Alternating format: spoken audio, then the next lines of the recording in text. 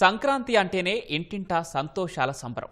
ఆ వేడుకల్లో బొమ్మలు కొలువుది ప్రత్యేక స్థానం.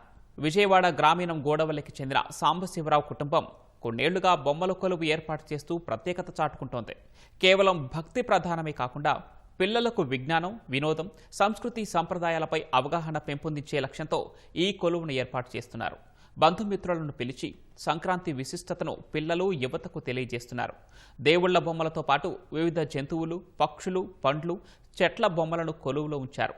కొండపల్లి బొమ్మలు, నక్కపల్లి బొమ్మలు కొలువులో ప్రత్యేక ఆకర్షణగా నిలిచాయి.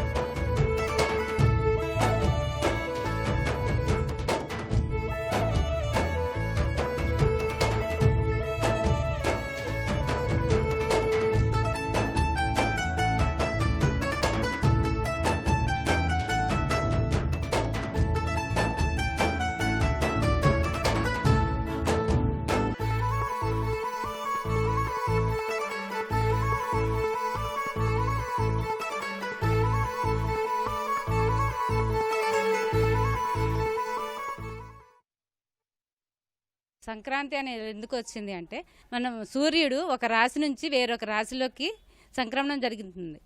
ఈ పండుగను మనం 3 రోజులుగా చేసుకుంటాం. మొదటి రోజు భోగి, రెండవ రోజు పండుగ, మూడవ రోజు కనుమ. కనుమ రోజు జంతువుల్ని పూజ చేస్తాము. పండుగ రోజు పెద్దలను పిలుచుకుంటాము. భోగి రోజు పిల్లలకి భోగి పళ్ళు పోయడం, బొమ్మల కొలువు పెట్టుకోవడం, సంది గొబ్బెమ్మలు పేరంటం చేయడం. భోగి నాడు కొత్త బియ్యంతో పాయసం వండుకుంటాం. కొత్త అల్లుల్ని పిలుచుకుంటాం. అంతా సందడిగా ఉంటుంది. ప్రతి జీవికి ఒక హక్కు ఉంది, ఒక బాధ్యత ఉన్నది అని తెలియపరచడానికే ఈ బొమ్మలన్నీ ఇక్కడ కొలువై ఉన్నాయి.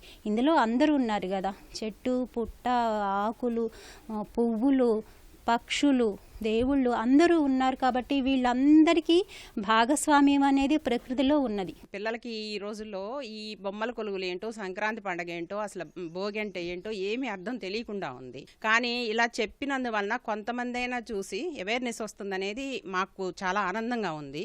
పెద్దవాళ్ళు వాళ్ళ పనుల్లో వాళ్ళు బిజీగా ఉంటారు. ఈ పిల్లలందరూ ఒక స్నేహంగా వాళ్ళకి నచ్చిన బొమ్మలు తెచ్చుకుని పెట్టుకుని ఒక కొలువులాగా అదొక సరదాగా చేసుకునేవాళ్ళు. వాళ్ళ మధ్య సఖ్యత పెరగడానికి, ఇంకా ఏమైనా చిన్న చిన్న పిల్లల మనసులో ఏమి ఉండదు కదా, అది చూసి పెద్దవాళ్ళలో కూడా ఉన్న కొన్ని వైషమ్యాలు కూడా ఈ పిల్లల యొక్క దీన్ని చూసి మారి వాళ్ళు కూడా సంతోషంగా కలిసిపోయేవాళ్ళు.